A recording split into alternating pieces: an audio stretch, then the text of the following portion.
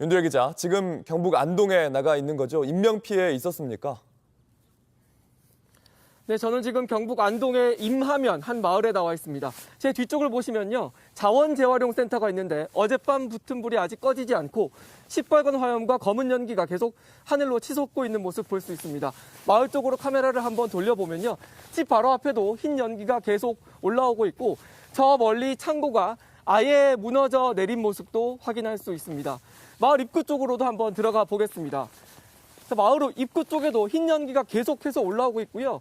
저 뒤쪽으로 아예 다 타버린 집 볼 수 있는데 안쪽에 불씨가 남아있는 모습도 확인할 수 있습니다. 어제 이 마을에서 어제 오후 7시쯤에 70대 여성 한 명이 숨진 채 발견이 됐습니다. 또 오늘 자정을 조금 넘긴 시각, 조금 떨어진 임동면의 한 주택에서도 50대 여성이 숨지고 이 여성의 남편은 화상을 입고 인근 병원으로 옮겨졌습니다. 이 여성을 대피시키기 위해 찾은 가족이 발견한 건데요. 밤사이 산불로 이곳 안동에서만 2명이 숨진 겁니다. 불이 갑자기 속도를 내면서 크게 번지면서 다급히 몸을 피하려다가 미처 빠져나오지 못한 걸로 보입니다. 네, 계속해서 흰 연기가 보이고 있네요. 의성의 산불이 북동쪽으로 향하면서 특히 영양과 영덕에서도 피해가 컸죠? 네, 어제 오후 11시쯤 영양군 석보면에서 4명이 숨진 채 발견됐습니다. 역시 불을 피해 대피하던 도중이었던 걸로 보이는데 안타깝게 화마를 피하지 못한 걸로 보입니다. 또 청송에서도 주택에서 노인이 숨진 채 발견되는 등 모두 3명이 숨졌습니다. 영덕군에서도 신원이 확인되지 않은 6명이 숨진 채 발견되는 등 하룻밤 사이 이번 화재로 인한 사망자가 15명으로 늘었습니다. 네, 윤 기자가 의성 산불을 초기부터 현장을 취재해 왔는데 어제 상황이 좀 유독 급박했다고요? 네, 제가 일요일부터 의성과 이곳 안동에서 취재를 계속 해오고 있는데요. 어제 바람은 남달랐습니다. 늦은 오후, 그러니까 오후 4시가 좀 넘은 시각부터 돌풍이 불기 시작했습니다. 그 시간쯤에 저희는 의성군의 한 마을에서 취재를 하고 있었는데요. 불꽃과 바람이 여기저기 날아다녀서 눈도 뜰 수 없었고요. 여기 있던 불이 저기로 금세 옮겨 붙은 모습 눈앞에서 바라볼 수밖에 없었습니다.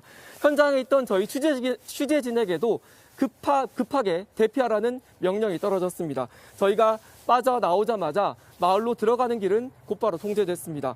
대피 행렬로 도로는 꽉 막혔고요.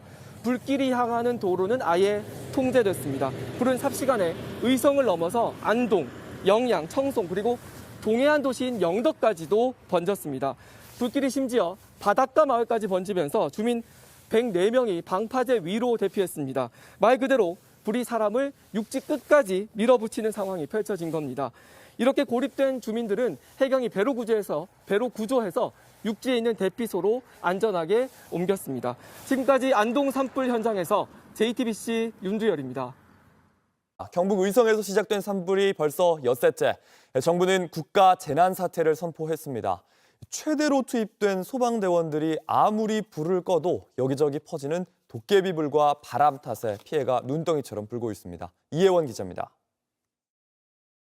시뻘건 불길이 산 전체를 뒤덮었습니다. 솟구치는 연기 탓에 마치 도로가 끊긴 것처럼 보입니다. CCTV에 잡힌 중앙고속도로 모습입니다. 다른 도로에서도 멀리서부터 산을 태우는 불의 띠를 한눈에 알아볼 수 있습니다. 지난 21일 경북 의성에서 시작된 산불이 엿새째 이어지고 있습니다. 의성에서 안동을 거쳐 청송, 영양, 영덕 지역까지 번졌습니다. 최초 발화지에서 60km 넘게 퍼지고 있습니다. 소방이 최대 인원을 투입해 진화하고 있지만 불길이 계속 살아나고 또 살아났습니다. 고온 건조한 날씨에 강풍까지 더해지며 걷잡을 수 없이 번지고 있는 겁니다.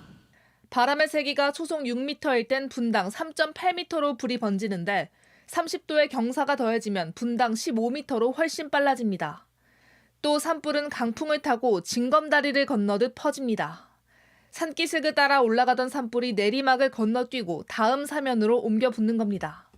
이 과정에서 주위에 불똥을 흩뿌리고 이 불똥이 사방으로 튀는 도깨비불이 되어 대형 산불로 이어집니다. 정부는 국가 재난사태를 선포해 대응하고 있습니다. 재난사태 선포는 2005년 강원 양양 산불과 2007년 충남 태안 기름 유출 사고 등에 이어 이번이 5번째입니다.